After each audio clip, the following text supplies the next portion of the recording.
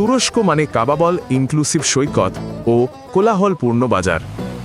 তবে জানো কি এর বসফরাস এক দোতলা নদী, জল দুদিকে বহে, উপরে হালকা মিষ্টি জল কৃষ্ণসাগর থেকে মারমারা সাগরে, নিচে ভূমধ্য সাগর থেকে ভারী লবণাক্ত জল উল্টো পথে। ক্যাপ্টেনরা উভয় স্রোত হিসাব করেন।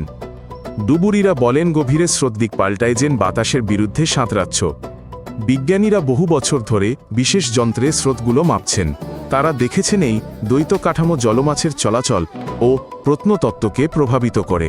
তলদেশের স্রোত প্রাচীন জিনিস পলি দিয়ে ঢেকে দেয় বা আবার বের করে আনে। উপরিতলের ঝড় নিচের অবস্থার সাথে নাও মিলতে পারে। তুরস্কের কাপ্পাডোসিয়ায় আছে ডেরিনকুইউ, এক ভূগর্ভস্থ শহর। 60 মিটার গভীরে বিস্তৃত এই গোলক ধাঁধায় 20,000 মানুষ পশুরান্না, ঘর, স্কুল, উপাসনালয় সহ আশ্রয় নিত। স্তরগুলো পাথরের দরজা বন্ধ করে উল্লম্ব খাত থেকে বাতাস জল নিয়ে সপ্তাহব্যাপী শত্রুদের থেকে রক্ষা দিত। খননে সংকীর্ণ পথবায়ু চলাচল, কূপভোজন, শালাচুলা ও চিমনি অক্ষত মিলেছে। এটি বাস্তব। আদি স্তর ফ্রিজিয়ানরা গড়েছিল, পরে খ্রিস্টানরা আক্রমণ থেকে এখানে লুকাত। নকশায় প্রহরী চৌকিফাঁদ ও জরুরি বহির্গমন পথ ছিল, যেন সত্যিকারের দুর্গ। নতুন ইস্তাম্বুল বিমানবন্দর বিশ্বের এক প্রকৃত সংযোগস্থল। আতাতুর্ক থেকে স্থানান্তরের পর এটি টার্কিশ এয়ারলাইন্সের বিশাল হাব হয়েছে। নতুন রানওয়ে, দ্রুত স্থানান্তর এবং ইউরোপ থেকে এশিয়া, মধ্যপ্রাচ্য, আফ্রিকায় ভ্রমণের দ্রুততম পথ। গত কয়েক বছরে যাত্রী সংখ্যা 100 মিলিয়ন ছাড়িয়েছে। আন্তর্জাতিক ফ্লাইটে এটি বিশ্বের ব্যস্ততম। যাত্রীরা পান সরাসরি ফ্লাইট ও সহজ সংযোগ। দেশের লাভ, পর্যটক, অর্থ, কর্মসংস্থান। তবে এর কিছু খারাপ দিকও আছে, শব্দ, যানজট ও বনভূমি উজাড়। তবে লজিস্টিক্সে সাফল্য স্পষ্ট। ইস্তাম্বুল এখন প্রধান আঞ্চলিক পরিবহন কেন্দ্র। তুরস্কে বিদেশিরা বিস্মিত হয় পরিচিতরা কত দ্রুত আপন হয়ে ওঠে। দোকানে, চাবাসে, প্রতিবেশী, টর্চ, গেস্ট হাউসে পরিবারের সঙ্গে ডিনার, এসব বড় শহরেও স্বাভাবিক। দ্বিতীয় বিষয় হল প্রযুক্তির সাথে প্রাচীনত্বের সহাবস্থান। আজানের মাঝে বাজারে চলে কন্ট্যাক্টলেস পেমেন্ট। রোমান দেয়াল ও বসফরাসের কাঠের প্রাসাদের পাশ দিয়ে চলে হাইওয়ে। এই মিশ্রণটি অতিথিদের কাছে দেশকে সহজবোধ্য করে তোলে। অতীত কেবল জাদুঘরে নয়, পাশেই জীবন্ত। একদিনে আপনি 16 শতাব্দীর মসজিদ, স্টার্টআপ, অফিস ও প্রত্নতাত্ত্বিক খনন দেখতে পারেন শহরের ছন্দ না হারিয়ে। তুরস্কের মুদ্রাস্ফীতি এক রোলার কোস্টারের মতো। কখনো দ্রুত দাম বাড়েলিরা পড়ে, কখনো কেন্দ্রীয় ব্যাংক অর্থনীতি ঠান্ডা করতে কঠোর হয়। দোকানগুলো এত দ্রুত দাম বদলায় যে গ্রাহকরা পড়ার আগেই তা পাল্টে যায়। পর্যটকদের কাছে সব সস্তা মনে হলেও স্থানীয় ব্যবসার জন্য এটি কঠিন চ্যালেঞ্জ। আমদানি, হিসাব সরবরাহকারী ও কর্মীদের ধরে রাখা, মান বজায় রাখা এক নিরন্তর যুদ্ধ। মানুষ দুটি বাস্তবতায় বাঁচতে শিখেছে। আজ এক দাম মাসখানেক পর ভিন্ন। তারা কিছু টাকা ডলার বা ইউরোতে রাখে, প্রয়োজনীয় জিনিস আগে কেনে, বিক্রি খোঁজে এবং স্বল্প সময়ের জন্য খরচ পরিকল্পনা করে।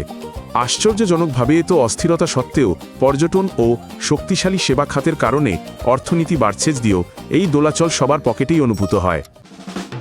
ইস্তাম্বুলে রাস্তার বিড়াল সমস্যা নয়, শহরের জীবনেরই অংশ। বাসিন্দারা তাদের খাওয়ায় স্বেচ্ছাসেবকরা আশ্রয় দেয়। পৌরসভার টিকা ও বন্ধাকরণ সমর্থন করে। এখানে গণ আটক প্রচলিত নয়, তাই বিড়াল বিলাসবহুল দোকানের জানালার কাছে নিশ্চিন্তে ঘুমায়। বারিস্তা তাকে দুধ দেয়, কেউ অবাক হয় না। শহর ও বিড়ালের এই বন্ধুত্ব নিয়ে কে দিনামে একটি জনপ্রিয় তথ্যচিত্র হয়েছে। পর্যটকরা সত্যিই বিড়াল দেখতে আসে। নদীর তীর ও পুরনো এলাকা তাদের সাথে মিলেমিশে থাকে। তাদের যত্ন নেওয়া এখানকার সংস্কৃতির অংশ। এই মহানগরে নরম নিয়ম, পারস্পরিক সাহায্য ও ছোট প্রতিবেশীদের প্রতি সম্মান মিশে আছে। বিশ্বে মাথাপিছু সবচেয়ে বেশি চা পান করে তুর্কিরা।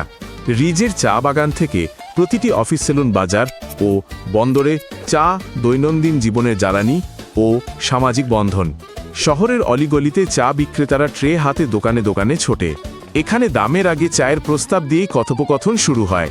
কফি পছন্দ হলেও চা অপরিচিতদের মেলায় দর কষাকষি সহজ করে।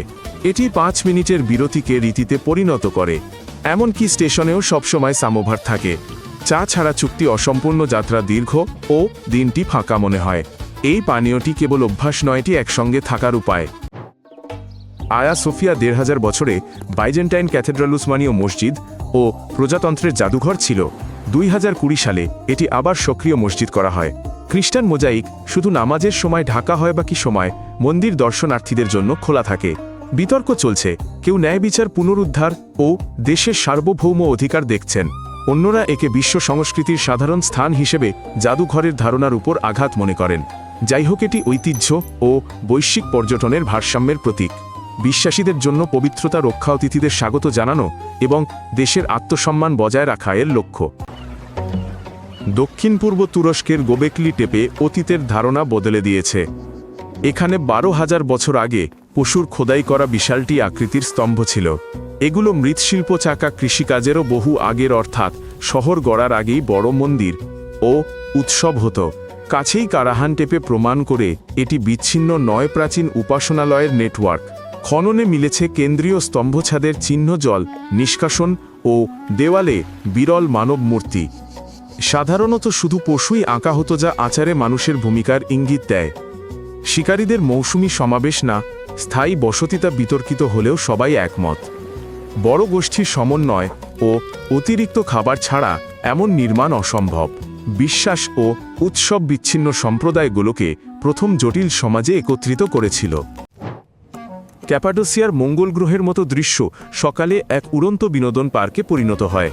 মরশুমে প্রায় প্রতি সকালে শত শত বেলুন আকাশে ওড়ে। এটি নিরাপদ গণ উড়ানের জন্য বিখ্যাত। এখানে বাতাস স্থিতিশীল রুটগুলি পরীক্ষিত। কঠোর লাইসেন্স এবং সামান্যতম ঝুঁকির জন্য বাতিল করার স্পষ্ট ব্যবস্থা রয়েছে। নতুনরা প্রায়ই তাদের প্রথম উড়ানের জন্য এই জায়গাটি বেছে নেয়, পরে তারা বন্ধুদের সাথে ফিরে আসে। এই সুন্দর ছবির পেছনে রয়েছে প্রকৃত শৃঙ্খলা। স্থলভাগের দলগুলি গতিপথ পর্যবেক্ষণ করে, পাইলটরা দূরত্ব ও উচ্চতা বজায় রাখে। তাই লাখ লাখ ঘন্টা উড়ানের পরও বড় দুর্ঘটনার হার খুব কম।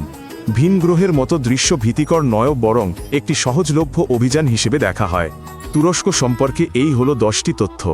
যদি নতুন কিছু জেনে থাকেন তবে লাইক দিন ও সাবস্ক্রাইব করুন, যাতে পরবর্তী আকর্ষণীয় দেশের পর্ব মিস না করেন। বিদায়।